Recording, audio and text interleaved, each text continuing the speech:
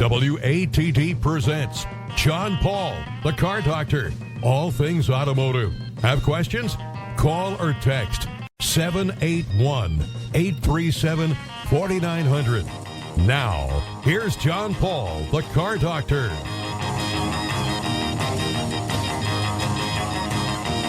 And good Sunday morning, everyone, and welcome to another edition of the Car Doctor program on this Sunday morning. Hopefully you adjusted your clocks, fell back or fall back or whatever the proper expression is, so you're all set and listening to the program. Today we have a great program planned for today, and a little bit about my ride here. I left Massachusetts on Tuesday and drove down to Florida, which is always an adventure. We'll talk about the adventure a little bit later and talk about some of the things I did, prepping the car I left up there. We have an old $1,000 Volkswagen that we kind of put away for the winter time. We'll talk about how we did that. And, of course, we want to hear from you. And the phone number to call in is, like Rob Hackler just said, 781-837-4900. But right now we have Paul Yovino, also known as Paul from Braintree, on the phone with us, and he has done something that many people have never done, and that he has written his second book, which, Paul, that is 2 more books than I have ever read, I think. It's a task that's enjoyable. As I always say, writing is easy, publishing is hard. But it is what it is in this day, and thank God for Amazon that really helps us to, if you don't have a literary agent or a publisher yet, it's a way to kind of bypass the system. And thanks to people like you, John, who allow me to get on. The book involves some automobiles, so there is a tie-in to this to some degree. Well, let's first off give people a little background about you. You were in the radio business for quite a long time, right? Yeah, I was in the radio. I was Jerry Williams' executive producer when he came back to Boston at WRKO. I guess that's my next book on that and the experience that I had with that. And for a short time, I had my own talk show and realized that I enjoyed putting someone else's work together and letting them do it. People like you make it look easy. It's a difficult job. Imagine having to talk for 4 hours without stopping. I mean, so I did that. And when I retired, I always wanted to write, and just some life got in the way, and I never did it. And my first book was not autobiographical, but it was growing up in the era of the death of JFK and the Vietnam War that followed that, and how that really changed society. It's called Portals. It's also on Amazon. But the second book is also has a personal tie to me.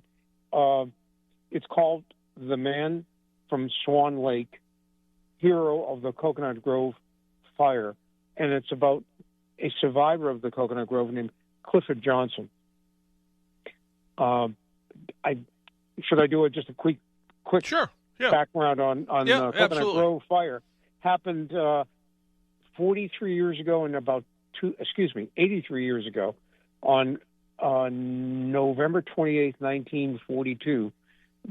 The most popular nightclub in Boston was in the Bay Village section of Boston on Piedmont Street. And it was the night after the BC Holy Cross game. BC lost by great numbers.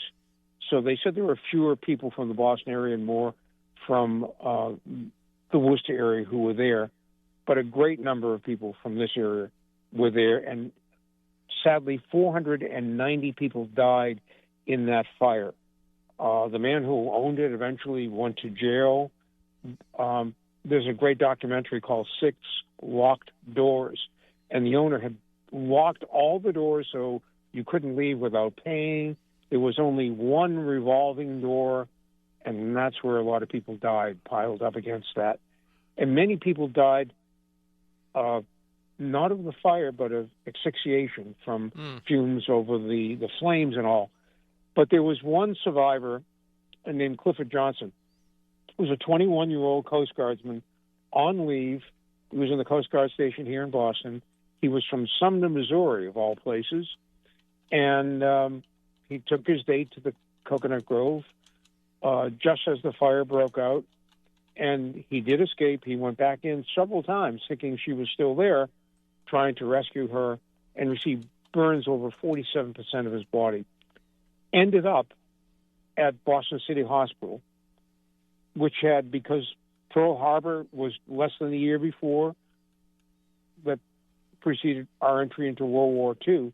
So they set up a burn unit expecting that they were going to be treating soldiers who were burned in the war. Mm-hmm. Little did they know that the first trial for this would be for a fire in their backyard, basically. And one of the patients who they treated was this Cliffy Johnson. And I grew up knowing the story. My late dad was a resident house physician at Boston City Hospital when the fire happened. This happened before I was born. And Cliffy Johnson was one of his patients. And I grew up knowing the story because, sitting at the dining room table, I heard my dad tell the story. And actually, when I was about 4 or 5, he brought him to our house. We lived in Quincy at the time. He brought him to the house, and I had a chance to meet him. Everybody said he sort of looked like Charles Lucky Lindbergh, the aviator of the 20s. So I guess everybody, every nurse wanted to date him, and every guy was like their younger brother. A matter of fact, he ended up marrying this woman, one of his nurses, a young woman named Marion Donovan. And they moved back when he was healed. They moved back to Sumner, Missouri, and he became a game warden at the largest swan and geese preserve in the country, called, oddly enough, Swan Lake. Oh, okay. And that's where the rest of his life played out, and it ended up rather tragically for him in 1956. I won't tell the whole story, but he attempted to rescue a swan at that time, and it was frozen. The swan was frozen in the lake, and he was so endeared with swans that one of the nurses who actually took care of him, when he told the story, she compared him to Prince Siegfried in the Tchaikovsky ballet Swan Lake. Wow. So his life plays out, if people ever study or see, Swan Lake. Prince Siegfried fell in love with his Princess Odette, and because of some evil sorcerer in the ballet, she was turned into a swan by day, and he, in his attempt to rescue this Princess Odette from Swan Lake, they both died, and that frees them from the curse. But it's what's kind of interesting, going back to what Boston City Hospital did. They were experimenting on him and all the other burn patients. Penicillin had just come in, and the War Department, which was actually then called the War Department, gave Boston City Hospital and Mass General as much penicillin as they could use. And a few other medical breakthroughs had occurred. The ability to break down blood into its different particles and plasma. Something I learned, you would think when you receive a burn, maybe that would kill all the germs. It's the exact reverse. It exposed his body to a great number of all these ailments, and the skin graft was probably the only way they could save his life. But getting to an automobile part of it, we've all heard of a Jeep. Well, back in World War II, Dodge had put out something called a beep, like sound of a horn. Yep. And apparently that was used, and my main character rescues Clifford Johnson in his beep. The main character's named Cormac Firmoil, and he happens to be working in civil defense for the war effort, and he finds himself at the door of the Coconut Grove fire on the night that it happened. And he rescues him, and he puts him in this beep, which was, I guess, a flatbed truck or a Jeep. I've looked it up. Whether Dodge made it for World War II or not, I don't know. But so eventually this main character becomes a doctor, and he ends up documenting the treatment that this Clifford Johnson is getting. Something interesting, too, I didn't know it. Buick never had a station wagon until about 1940. There was a producer in California whose wife knew the general manager of General Motors and the car designer at the time, famous car designer, whose name escapes me right at the moment, who was with him. So on the train back to Detroit, they designed what turned out to be the 1940 Buick estate wagon, which is interesting in itself.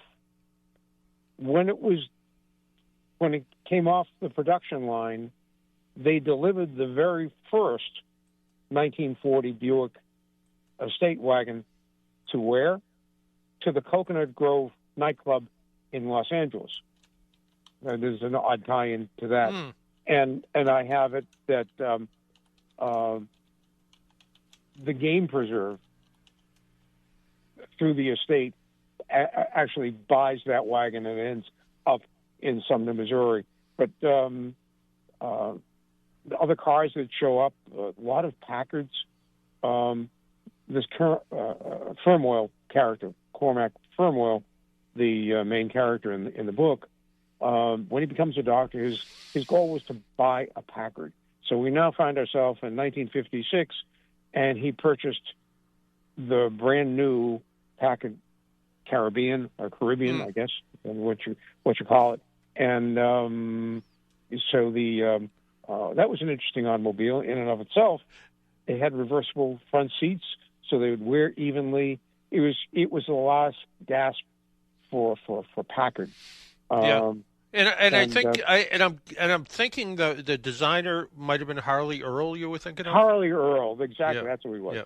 Harley Earl, and he delivered this 1940 Buick to the Coconut Grove in Los Angeles, and to the great work of fiction, it is now in Missouri, and that's part of the story. Yeah, I seem to remember.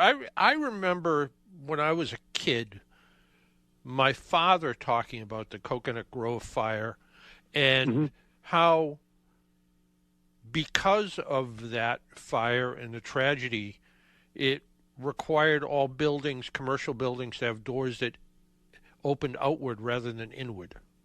That's right. And you'll never find a revolving door that doesn't have two other doors on either side. Yeah. That was part of it. The exit signs that you see that are always illuminated, they have this separate electrical connection. Yeah. That came out of the Coconut Grove fire. And there was some thought, because World War II had started, that it was an attack by Germany. It wasn't. And the other thought was that a busboy lit a match to change a light bulb in the nightclub, and that ignited one of the palm trees. That's not the true story. Apparently what happened, I didn't realize they had air conditioning back in the day, but they did. And to save money, the owner of the Coconut Grove here in Boston used a cheaper form of Freon, which was very flammable. And he had also cut corners on the wiring in the building, put leaking Freon and sparks from this wiring, and the fire started in the ceiling of what was called the Melody Lounge. If you ever look at a schematic drawing of the Coconut Grove, you would probably never go there. I mean, it was one twist and one turn after the other. This Melody Lounge was at the very basement of this building, and there was only one stair out. And again, all the windows were blocked. So you're right, your dad was right. I mean, all the good things that came out of it, safety precautions, and the new medical discoveries, what they do for burns today came out of that tragic fire. That was the foundation for treating burns. And it saved, I don't know how many thousands of lives. Again, this Clifford Johnson was able to literally walk out of Boston City Hospital after spending just about a year on his stomach. I mean, and the first skin grafts they did failed. They had to do it all over again. And you probably needed the stamina of a 21-year-old to go through this. His body weight went from 160 to about 100 pounds. The burns just drained all the protein from his body. It's really tragic, but it's a miracle what the doctors did, and that's more the focus of my book is the great medical miracles that came out of it, and saving not only this Clifford Johnson's life, but everybody who went, and anybody who was a patient at Boston City survived, and I guess to a degree Mass General, and for some reason, maybe because Boston City was closer than Mass General, the greater number of patients from that fire went to Boston City and not Mass General, although they both did great things.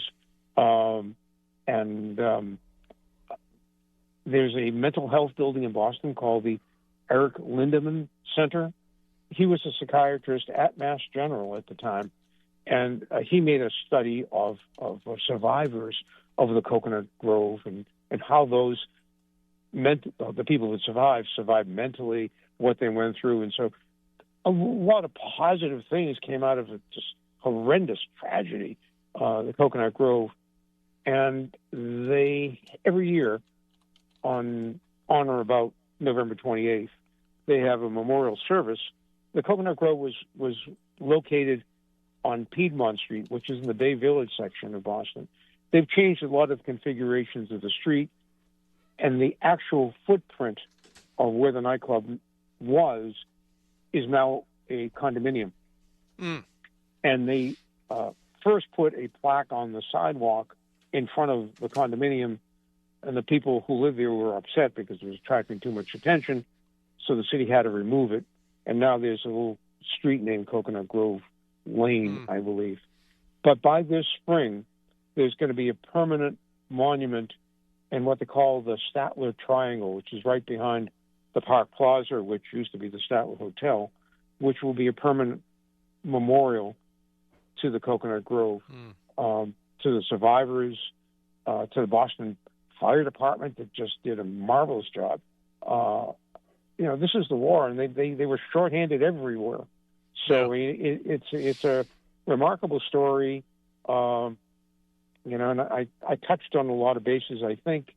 It does. It sounds real interesting, and for people that maybe don't know as much about it, or maybe kind of go, that was a long time ago. It's also sort of a little bit reminiscent of the nightclub fire that was in Rhode Island back some years ago. Very much.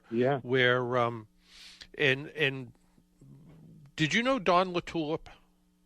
Sure. Yeah. Yeah. I knew Don. Yeah. And he was at RKO when I was there. Yeah, and his son Dale unfortunately died in that nightclub fire. And it was sort of the same thing.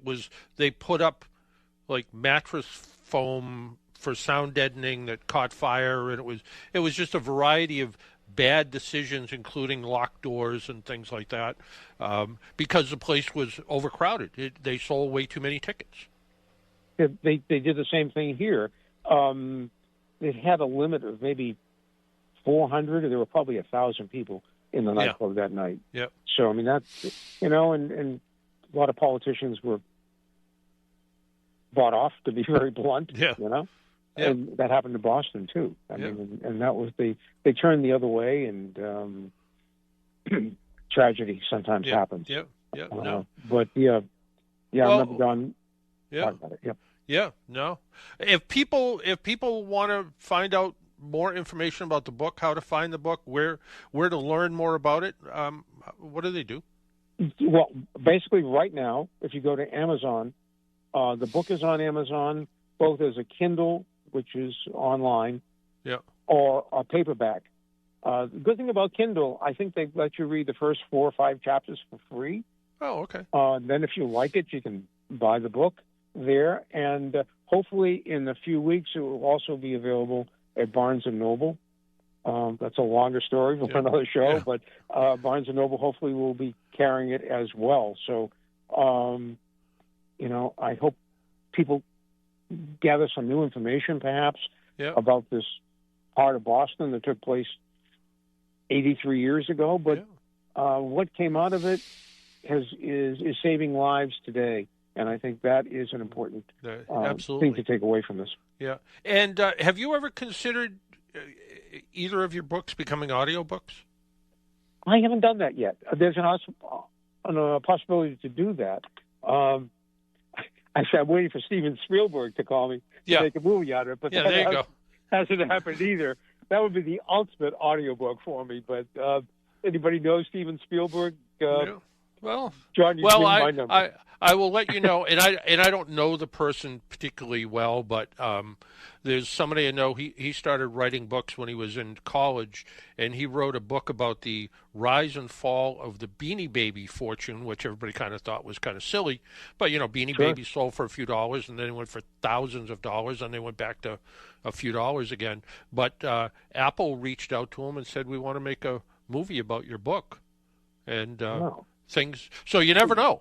You never, you could be getting a call from Apple Productions that they want to write a book, do a movie about your book. Well, oddly enough, Paul Benzequin, the late Paul Benzequin, wrote the definitive book, almost like all the newspaper articles, called Holocaust. And in my research, I even Boston Medical Center now, Boston City Hospital, put out an anniversary book of 100 plus years of Boston City Hospital, and you could hardly find any mention of all the great work they did during the Coconut Grove fire era. I mean, so it's almost lost, and that's hopefully my book can bring that back, just to remind people of the great medical discoveries that occurred then. And so it doesn't get lost. Yeah, we have to concentrate on the tragedy of the fire, but on the other side, all the medical miracles that came out of it, that should be what people walk away with, I hope. Well, I see Donnie Wahlberg as the star, so. Yeah, I could see Donnie Wahlberg. I mean, he's doing Boston Blue. Yeah. I mean, he's got some free time. He comes, exactly. He comes to Boston often enough. Exactly. So, congratulations on the book. Yeah, congratulations on the book, and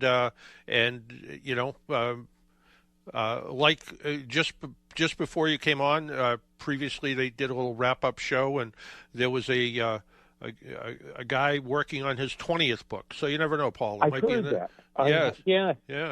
Well, maybe the next one will be about being an executive producer of a radio show. I think there's a lot to be said there. Paul, as always, thanks for calling in and being part of the Car Doctor Radio family. Well, thank you, and people. I should thank you. You saved my old car. I don't know how many times, and so it's still working. Actually, I'm sitting in it right now, and at 126,407 miles, it's still chugging along, and it's a Mazda 6. So perfect. I'm happy with it. All right, thanks, Paul. Thank you. Talk to you soon. Take care. Bye-bye. Bye-bye. So check out Paul Yovino at on Amazon, soon to be Barnes & Noble. Check out his 2 books. This one sounds pretty fascinating. There's a little bit of car stuff in there, but he's been a longtime listener to the radio program, former radio guy, and when I heard he was doing a new book, I said, you know what, you got to call into the show because I don't talk to many authors. Well, I mean, I shouldn't say that. I guess I've talked to some authors who write car books, but still the idea of having one of our local listeners, part of the family here, joining us on the program to talk about something they've done. Writing a book is a big deal, and it's a big job to do it. So congratulations to Paul for doing that. We need to take a break, pay some bills. If you would like to join us and talk about, I don't know, your favorite book, you can give us a call at 781-837-4900. Maybe you have a favorite car book. When we come back, I have a few things to talk about, including the ride from Massachusetts to Florida, a dash cam someone sent me, which looks really interesting, and some of the experiences on the road that are worth talking about. You're listening to the Car Doctor program on 95.9 WATD. Again, the phone number 781-837-4900. Phone lines are open if you'd like to join us. Talk about your car, some car problems, car repair issues. Give us a call at 781-837-4900. We'll be right back.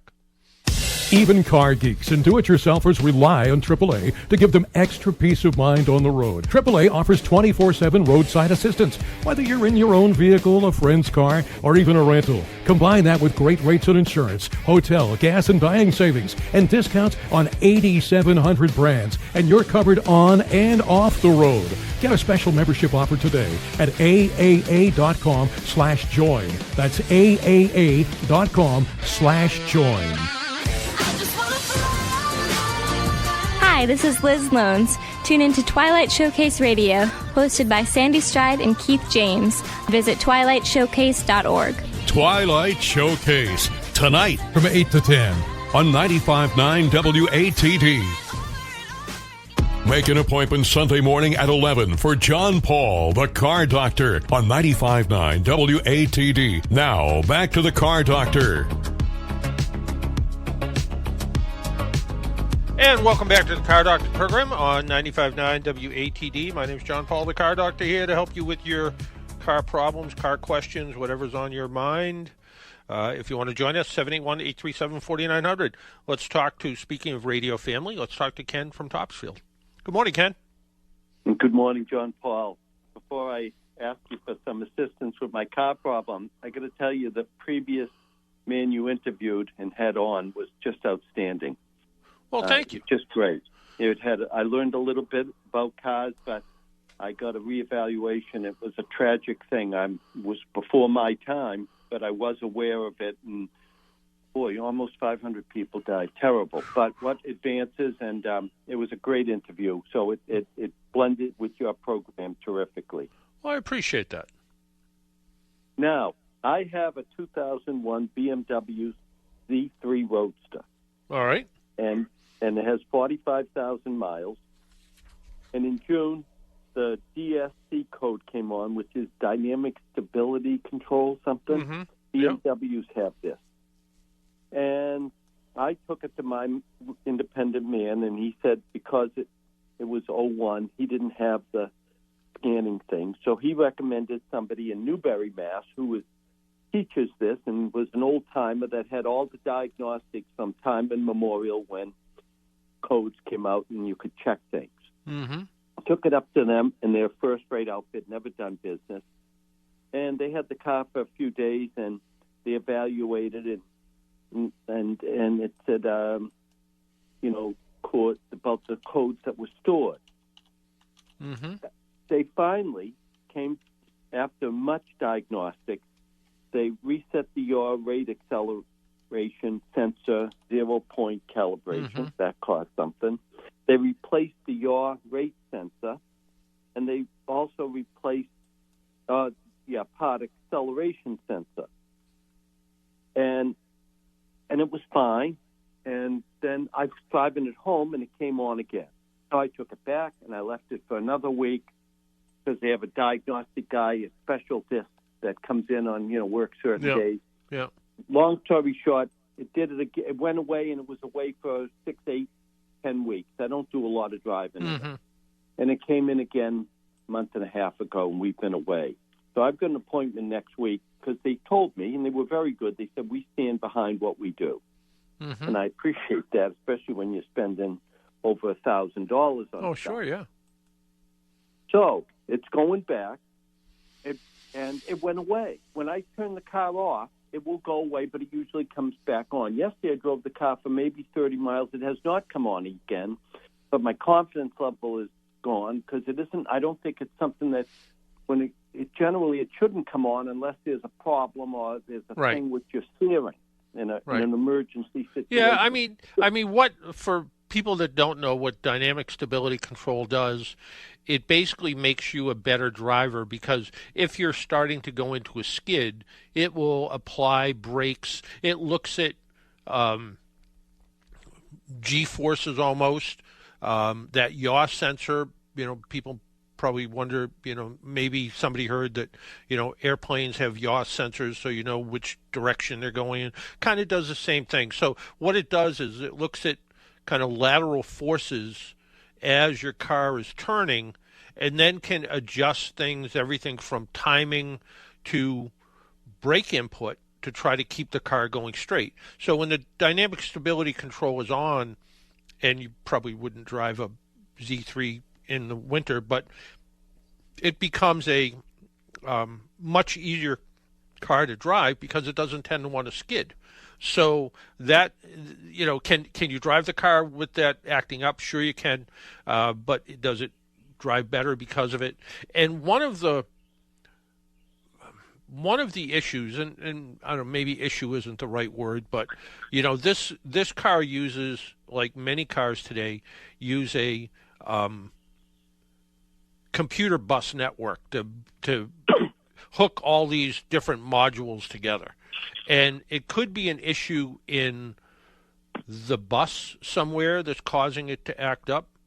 It's module maybe, but probably not. Probably more of a, it could be a ABS brake issue, and it's going to take, unfortunately, these things take some time to make sure that, all the different parts of this, get checked out to figure out what it is. So, can you drive it with the light on? Sure you can. How do you fix it? Well, so it takes time to figure out what worked and what didn't. And, the steering angle adjustment, doing that first absolutely made sense. Looking at everything from, like I said, ABS to other components, including, the system won't work right if the engine's not running well, for instance. So if if the engine's running too lean and there's a code in there, it's gonna say, well, that's not going to work the way we want it to, so we're going to shut that system down. Will they just arbitrarily replace things? I mean, like you say, in ABS, would you have to replace some? No, they should. Even though your guy said he didn't have the scan tool to do a 24-year-old car going on 25 years old, I guess now. It still is a car that you can, with the right scan tool, you can drive it and monitor things like, let's make sure, all the ABS signals are working the way they should. Let's make sure, various components are working the way they should. But unfortunately, it's time.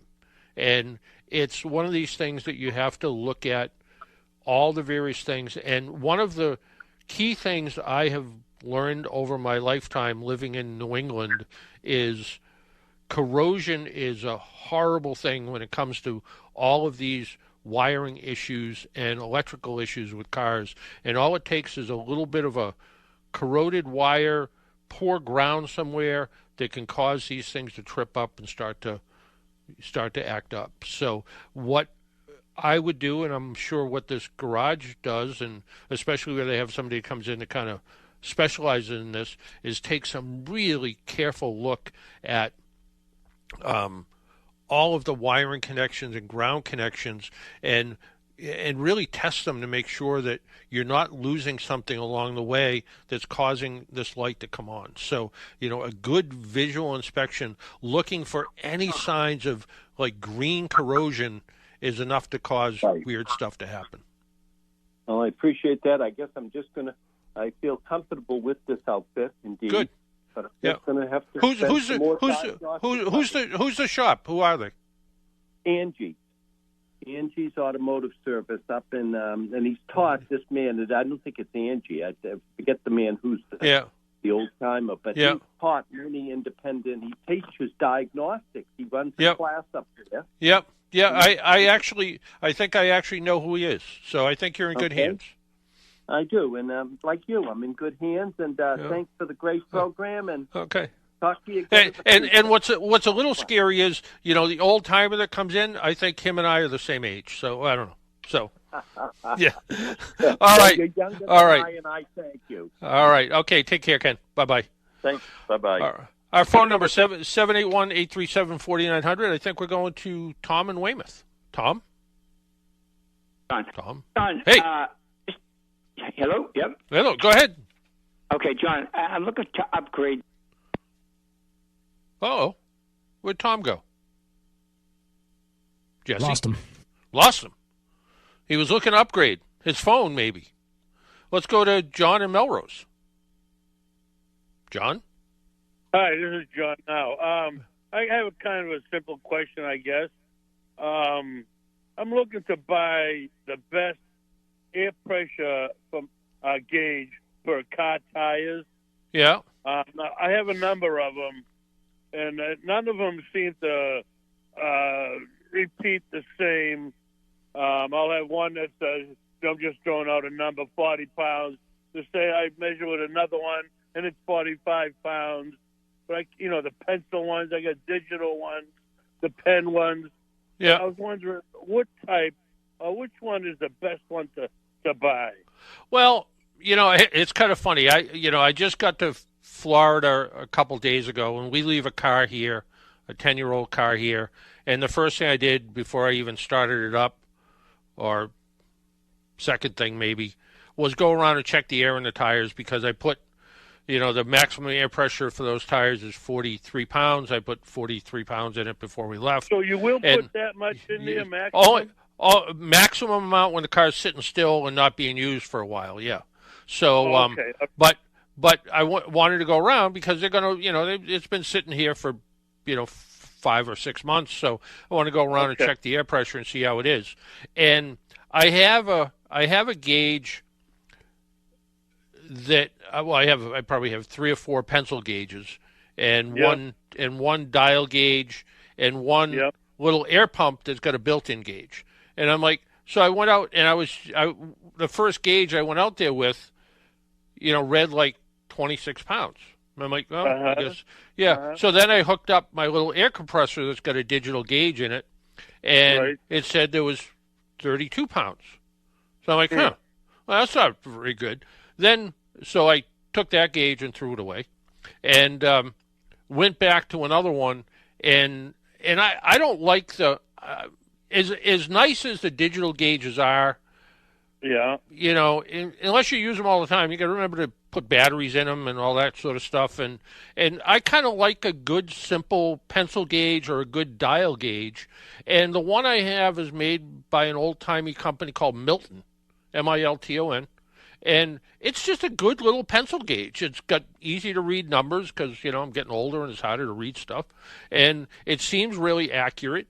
And I compared it to 1 or 2 of the other gauges that I had, and I'm like, oh, it's reading 33 pounds, 33 pounds. They're all about the same. But yeah, I mean, some of these cheaper gauges, I have an oil-filled gauge that, is fancy, and I'm not, I look at it and I'm like, I don't know, is that 32 pounds? Is it 34 pounds? Because the way they got the increments marked off is not that good. I got a little cheapy dial gauge that I think I was at a trade show somewhere. They were handing them out instead of business cards. Pretty accurate little gauge, I got to say. It's, for what it is, a little dial that spins around. But the digital gauges, if you're only checking your tire pressure, periodically, Yeah. once the batteries start to get funny on them, they start to read funny. So, and plus, one of the ones I had, it was pretty neat because you could go around and it would actually remember all 4 tires. So you go around and then you could kind of click back through it and go, oh yeah, this one had 32, this one had 33, this one had 32. And I'm like, but I don't want a gauge that requires directions on how to use it. And that's, right. And it would also, it had a little tread depth gauge and it would record the tread depth. And then I read the directions for it, and it said it was accurate within, I think, 4%. Well, the Milton pencil gauge is accurate to within like 2%. So the little regular cheapy little, and not cheap, it was probably $8 or $10. That little gauge was actually more accurate than the fancy digital one. So I'm sure there are $100 digital gauges that you can look at and say, well, this is the best of the best. This is what they use in Formula One racing or something. Yeah, but I'm not driving a Formula One car. Right. Exactly. Yeah. Right, yeah. So I'm not worried about that. So if I was looking for a gauge, if I was looking for a pencil style gauge, I would go with the Milton gauge. They've been around forever, and they're and maybe mine's a good one because it's old and came and I remember even years ago I was friends with the PR guy for the Rubber Manufacturers Association, and I was doing a tire event somewhere, and he sent me like 50 or 60 gauges, and we gave them out as prizes to people, and I'm like, it was probably a $4 or $5 gauge. It was pretty good. I remember we ordered some gauges at AAA one time, and they were these little $3 or $4 plastic gauges. And I told my boss, never order these things again. They're terrible. Really? So I think if you look around, spend, try to, dill is like dill pickle. They've been in the tire business forever. Milton's been in the gauge business forever. Something like that. Even there's a company called Slime, which makes all kinds of flat repair products. Their gauge isn't bad. I have had one of theirs for a long time. I think I lent it to a neighbor and never got it back. But like I said, the Milton gauge I used was a pretty good little gauge. So. Maybe, and again, I like the pencil gauges because the batteries never go dead. They don't have any. Yeah, because they don't have any. Exactly. Right. Now, what was that one you said, the Slim what? Oh, Slime, SLIME. And you can find those at Walmart. They make little air compressors. They make flat repair kits, stuff like that. They're okay. They seem to do the job okay. But like the Milton gauge and the dill gauge, the pencil style gauges, you can drop them on the ground, you can throw them at people, you can do stuff, and they never seem to go bad. I'm sure there's some adjustment of something in there, but as long as you're not kind of I have to have 32 pounds exactly, and if it's 33 or 31, is it really going to make a huge difference? Probably not. Yeah. Now, would you normally go along with the pound of pressure that's on your door? Yeah, absolutely. You would stick with that, huh? Yeah. I mean, on my drive here to Florida, I put a little bit of extra air in the rear tires just because we had, stuff in the back of the car to come down. But normally if it says, 32 in the front and 34 in the back, or 34 in the front and 32, I go with exactly what it says on the door, because when you start to vary that, you become a tire engineer. They adjust the tire pressure for a combination of ride and fuel economy. And, and when you can bump up the tire pressure and you might get better fuel economy, or you can lower the tire pressure and you might get a little bit better ride. But either way, you're going to wear the tires differently. So go with what the manufacturer says. Yeah. See, I think mine says I got a Toyota Camry. I think it's 35 all the way around. Could very well be. Yeah. Yep. Yeah. So stick with that and sitting around for a while, then you want to maximize it. Yeah, only because, tires lose about a pound of air a month just sitting still. So if you're going to let a car sit for 2 or 3 months, just air them up a little bit, and then, before you start, check the tire pressure when they're cool, and then, let a little bit out before you start driving it on a regular basis. So Right. So does it lose, how much air would it lose if you're always driving it? Does it lose it quicker or less or what? The tires lose a little bit of air all the time. Driving, and temperature affects tire pressure, but Right. that's why we always say check your tires once a month, because Right. they are going to lose a little bit of air. And some tires like Michelin tires never seem to lose air. And Really? other tires seem to lose air a little bit more because the rubber's actually somewhat porous. And that's Yeah. why some people will go to nitrogen in their tires, which is just an absolute waste of money. Is it? But they'll put nitrogen in their tires because the molecules of air don't tend to seep out of the tire quite as much because nitrogen molecules are a little fatter. But I wouldn't spend $100 on nitrogen when you put regular air in, which is 70% nitrogen. So doesn't Right. make any sense. Yeah. So when the tire is hot, the pressure would read higher? Oh yeah. And here's the funny part about tire and temperature and all that sort of stuff.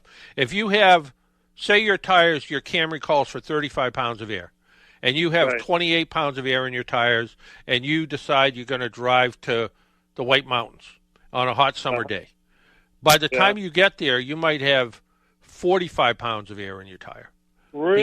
Because the heat causes the tires to heat up, because it moves the molecules back and forth really fast and it generates heat.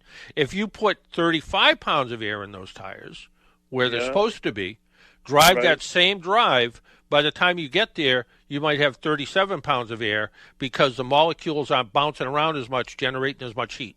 So, you always check them cold, fill them up where they should be, and you should be good to go.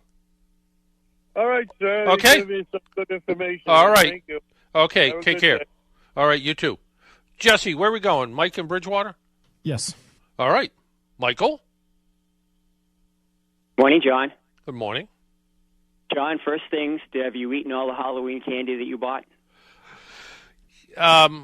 We didn't buy any because there's no kids. There's no kids where I am. I think there's three kids. There's 3 kids, and I said to my wife, "Well, we have to have a little bit of candy in case somebody shows up."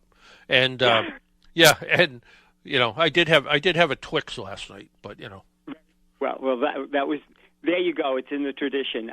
Just by following up with that other gentleman that was on, I have a couple of those pencil gauges. Interesting, some of them are lighter weight than others, but I think a blast from the past is when you were giving out Boston Auto Show tickets. And I think I have one here, pretty hefty here. It's a Rubber Manufacturers Association. Yep, one of the RMA ones, yep. Pretty good little gauge. Yeah, it is. It works out well. And that's hence the reason I'm calling. I have a 2016 Lexus ES300 Hybrid, and the tire pressure icon came on the dash, and it started to flash a little bit, then it went out. So my readout is each individual tire, and it's the numbers there are just the dashes. Well, I kind of, honestly, I was over the years listening to you, and I kind of figured that was the issue. It wasn't that there was a flat on the tire or anything like that. So, you pulled over, whatever, started the car up, the numbers came back, then now they're dashes, and now you get the numbers. Sometimes you get the dashes sometimes. I think I remember you saying that if you go for a sticker, that's not going to be a problem because that's not a requirement. But any suggestions, anything you can say is coming on and off, so things I should do, not do? What year is the car again? The 2016 Lexus 300 Hybrid H. And I think I've heard you say over the years they average the batteries about 7 years. Yeah. See, sorry, John, I can't remember breakfast, but I remember what you said. So anyway, So I'm just wondering, the car's got more than 7 years. What would you do? What do you think? Is it worth going? When was the last time you bought tires for the car? About 8 months ago, 7 months ago, and I asked them about, matter of fact, again, Sullivan Tire, and I happened to get Michelin's, and I asked them about the sending units, batteries, and they said all came out fine within parameters and all that.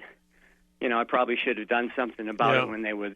Yeah, I mean, other than it would have saved you a little bit of money, labor-wise, if they put new ones in.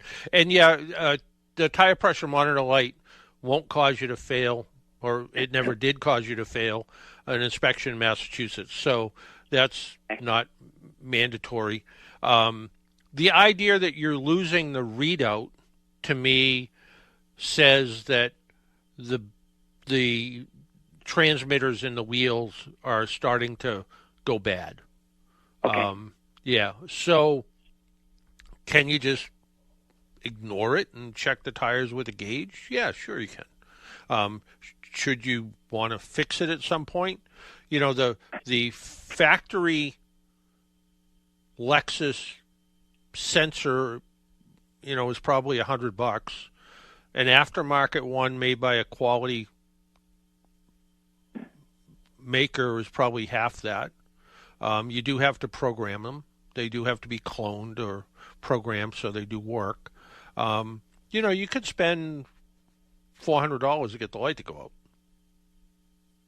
Yeah, the light's out, John. It's not on the dash. Yeah.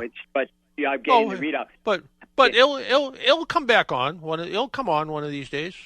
Because what happens is the longer you drive, it starts to look at the readings. And what happens when you're driving slow, when you're driving 5 or 10 miles an hour, it's not really transmitting. Because the idea behind that is if your car sits all the time, they don't want the little batteries to go dead inside the transmitters. So it doesn't start to work till you start to move.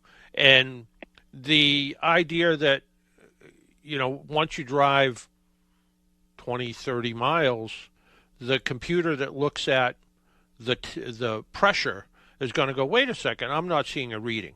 And it's going to look at that for a while, and then it's going to maybe turn on the tire pressure monitor light that says, and it's not going to flat. It's just going to come on, which just tells you it's not seeing what it's supposed to see. So, so Scan tool worth putting it on just to verify that. I mean, you could, and even the tire pressure monitor tools they use, like when you go to Sullivan Tire and they rotate your tires, they have to tell the computer where the tire went back to. So, if it was on the left front and you took the left front and put it on the left rear, and you didn't tell the computer you moved it, that's going to come on and you're going to go, well, no, the tire's fine, but it thinks it doesn't know you moved it to a different spot. So, got it. Yeah. I ended up calling up Sullivan just to ask them. So, in the ballpark, it's closer to 500. But So. Yeah. Okay. So, is this a flip a coin or tolerance? I mean, it's a nice car, and it's nice to have when you have a nice car. It's nice to have everything working, and would I spend the money to get the light to go out?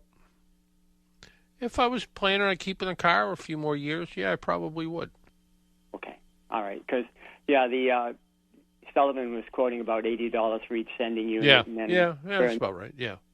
$20 to program. And I will let you know the last time I went to Sullivan Tire, which was years ago, I went and had a tire repaired, and they charged me, I don't know, $35. And I was like, wow, that's a lot of money since I used to fix tires.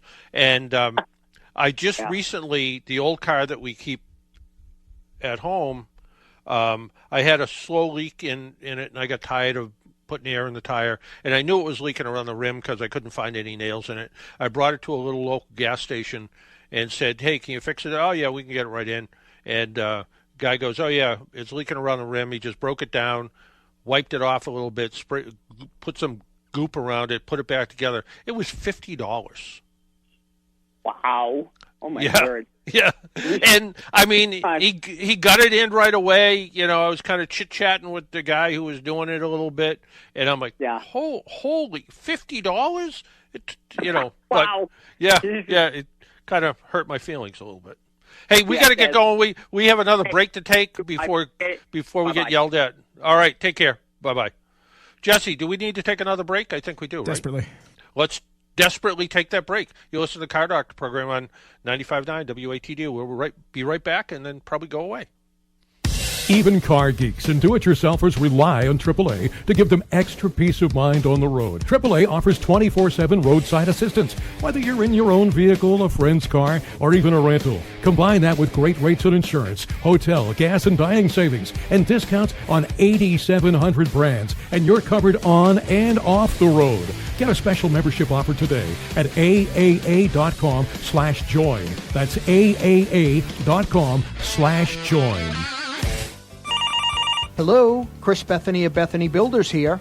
You want us to build your new deck project? Sophia Bethany, let's go. From design to job completion, Bethany Builders has got you covered. The South Shore's #1 dad-daughter duo is ready to build with you.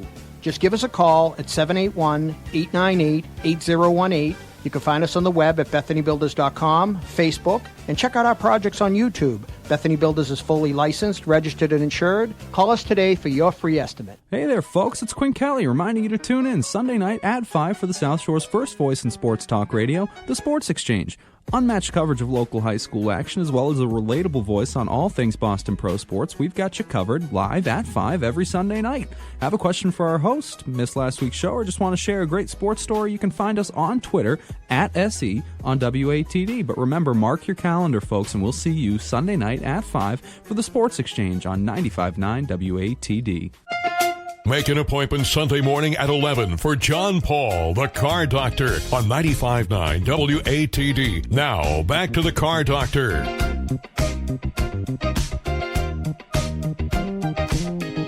And welcome back to the Car Doctor program. We are just about out of time, but I want to thank Paul Yovino for calling in. In 2 weeks, we're going to be talking tires, which we did a lot with today, with Wes Bowling from the Nokian Tire Company. So that music means we need to go away. Al and Tom, call in next week. As far as I know, I don't have a guest booked. We got plenty of room for calls for next week. So Al and Tom, call in next week. And until next week, make sure you wear your seatbelt, drive safely, be good to your car, and if you do see an emergency vehicle by the side of the road, slow down or move over. It saves lives. Talk to you all next week. Bye-bye.